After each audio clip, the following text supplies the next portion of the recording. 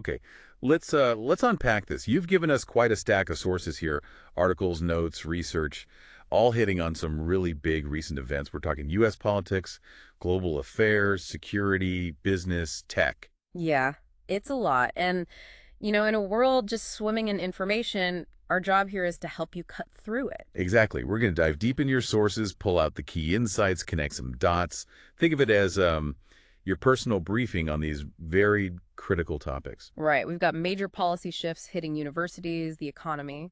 Then there are big security incidents, those simmering trade tensions. And even cutting-edge AI breakthroughs. Looks like a broad mix, but seeing them together really shows how interconnected things are. And maybe highlights the details from these sources you really need to know. Okay, so let's jump right in, starting with U.S. domestic affairs and policy.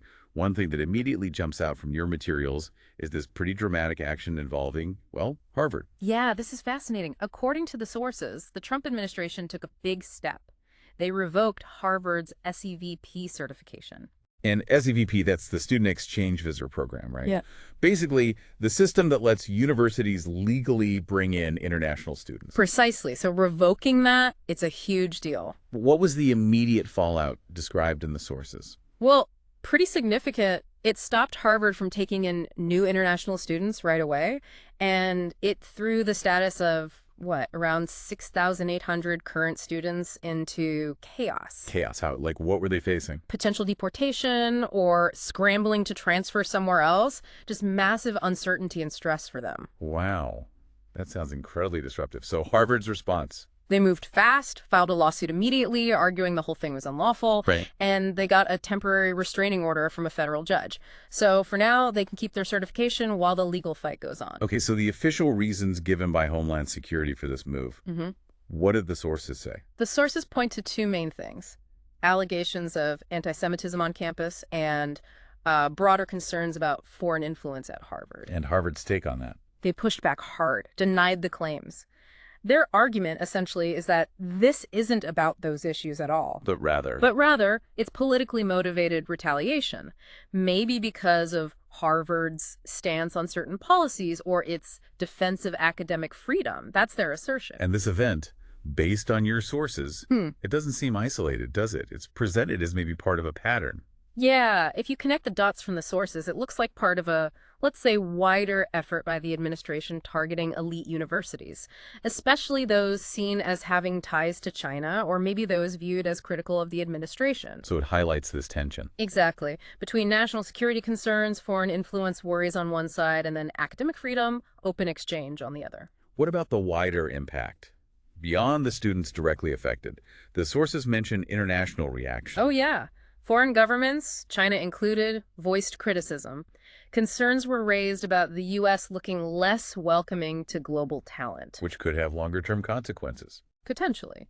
The sources suggest this kind of action could affect the overall reputation, the brand, of American higher education globally. So, thinking about you, the listener, why does a policy hitting international students at one university matter more broadly? It touches America's image, right? Its role in research, even diplomacy. It really shows how a single policy shift can ripple outwards. Okay, so moving on, your sources also detail another major domestic item, a big piece of legislation in the House. Ah, yes, the bill referred to in the sources as the One Big Beautiful Bill Act passed the House, but just barely. What was the vote? 215-214. Razor-thin margin for such a sweeping bill, and the sources highlight some key parts. Significant tax cuts, rolling back incentives for clean energy. And stricter rules for some social programs. Right. Plus, crucially, a $4 trillion increase in the debt ceiling. That debt ceiling hike, the sources say, is to avoid a potential government funding crunch come August. And this whole bill is framed as pretty central to President Trump's agenda. Very much so.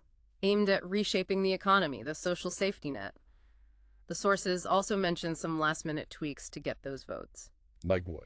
Things like boosting the state and local tax deduction, that SALT deduction, and speeding up work requirements for Medicaid recipients. Things needed to sway those final votes. And the projected impact, what do the analysts cited in the sources say? Well, significantly adding to the debt is a big one, an estimated $3.8 trillion. Wow. Yeah, and the Penn-Wharton budget model, which is often looked at for this stuff, projected it would increase primary deficits by $2.8 trillion over 10 years. Big numbers. That must have caused some jitters. Sources indicate it did stir investor concern, and now the bill heads to the Senate, where, changes are pretty much expected. Okay, so reporting neutrally here, hmm based on the sources, there are clearly very different takes on this bill. Absolutely. Supporters argue, tax cuts stimulate growth, less regulation is good. That's the argument. And the critics. Critics cited in the sources contend it heavily favors the wealthy, undermines climate efforts by cutting those energy incentives, and could worsen inequality by tightening access to social programs.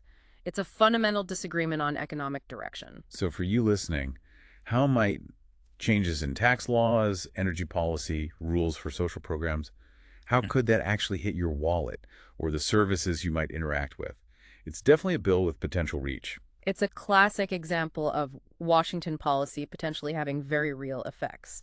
And speaking of things hitting your wallet, the sources then pivot pretty compellingly to international affairs, economic tensions, specifically tariffs. Yes, this is a big announcement from President Trump detailed in the sources.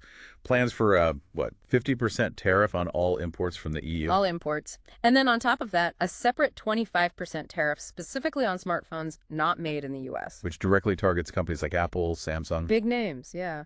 And these tariffs are slated to kick in June 1st, 2025. What's the backstory here, according to the sources? It seems to stem from stalled U.S.-EU trade talks.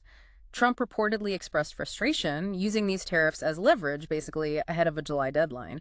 He blamed EU coordination issues for the delays. And the market reaction. Did the sources mention that? Oh, clearly. Markets got rattled. Germany's DAX index dropped 1.6%. The Dow fell 2.2% over the week. And Apple specifically. Apple shares took a tumble, down over 6%. That smartphone tariff threat hit them hard. That suggests real concern.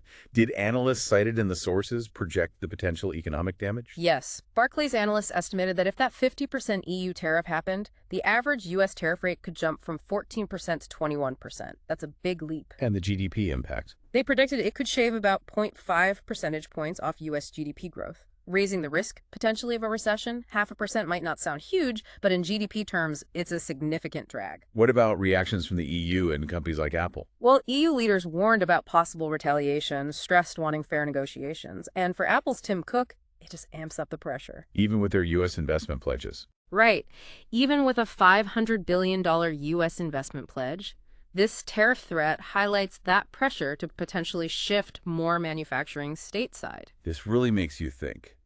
Could tariffs on things we use every day, phones, European goods, actually mean higher prices for you, the consumer? Or fewer choices? It connects policy directly to your budget. Absolutely. And it's not just future cost, it's the uncertainty now. The sources really emphasize this point, detailing how global markets stayed choppy after these threats. They mentioned specific indices, right? Like the S&P 500 having its worst week since March. Exactly. And Wall Street's fear gauge, the VIX index, spiked up. That signals higher expected volatility. So basically, increased worry among investors. The sources link this to escalating trade tensions? Yep, escalating tensions, the potential hit to the global economy, fears of a full-blown trade war, what that means for growth, all that uncertainty. And the analyst warnings about GDP impact and recession risk kept coming up. They were definitely part of the market commentary, reinforcing that sensitivity to trade policy moves. And meanwhile, business groups are calling for talks. Lawmakers are worried about consumers. Right. So for you listening, why track these market indicators? The Dow, S&P, VIX, they act like a kind of economic barometer, signaling confidence or lack thereof. Sharp drops often mean businesses, and investors are getting nervous about what's ahead. Okay, let's shift gears a bit, moving from economic policy to some specific international and security events covered in your sources. First up, a significant change in U.S. policy towards Syria. Yeah, the Trump administration lifted a wide range of sanctions against Syria. And the stated reason for that, according to the sources. The stated aim was to help with Syria's reconstruction after the civil war, apparently fulfilling an earlier promise. Were there strings attached?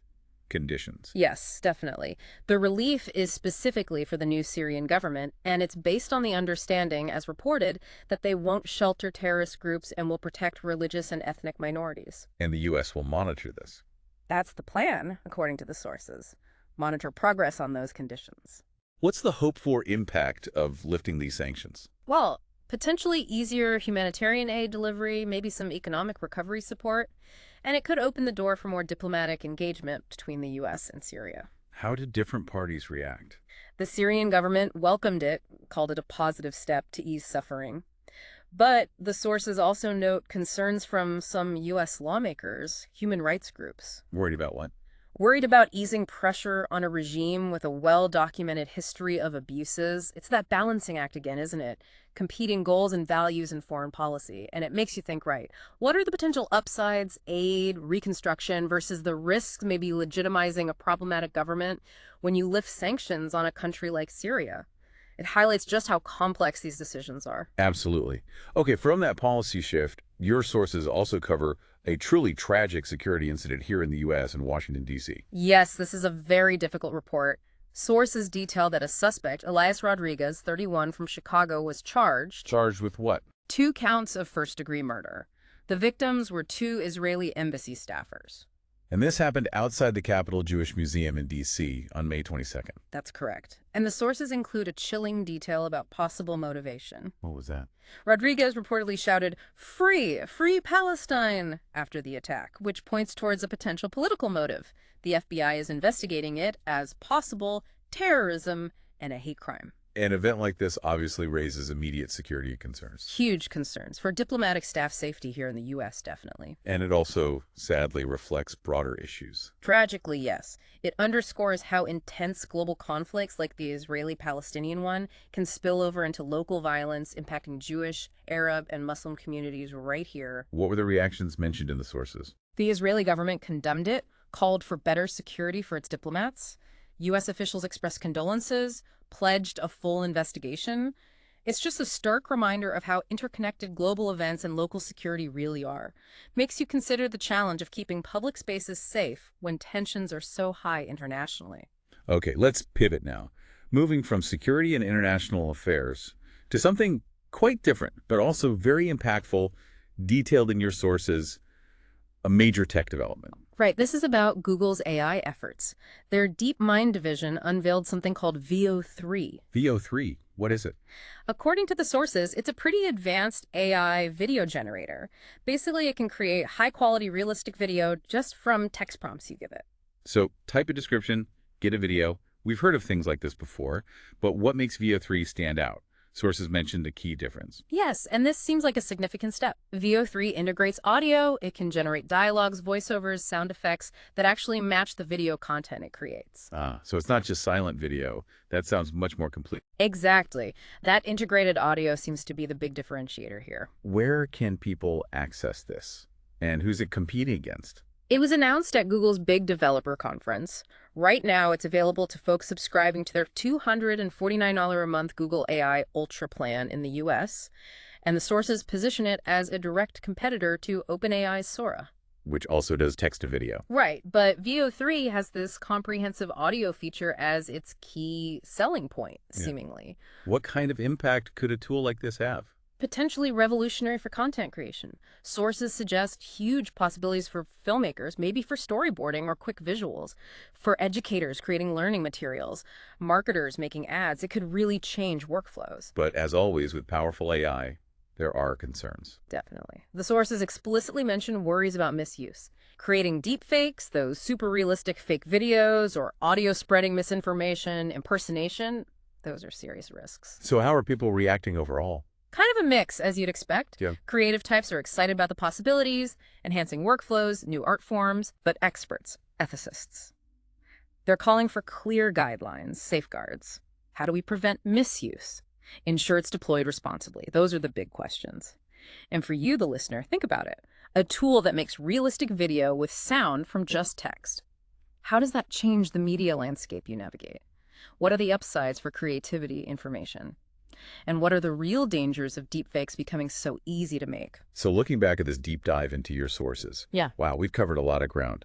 From major policy shifts hitting universities and the economy, to shifting international relations, like easing serious sanctions versus ramping up trade tensions with Europe. then that disturbing security incident, and finally, this leap in AI video tech. They might seem like totally separate things, right?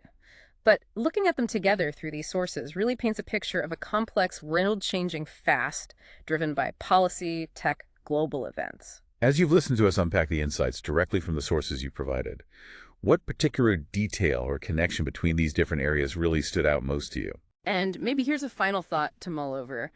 Given this rapid pace of change we've just discussed in tech, policy, global tensions, how does actively staying informed about these seemingly separate events actually help you build a clearer understanding, make better sense of the interconnected world you live in?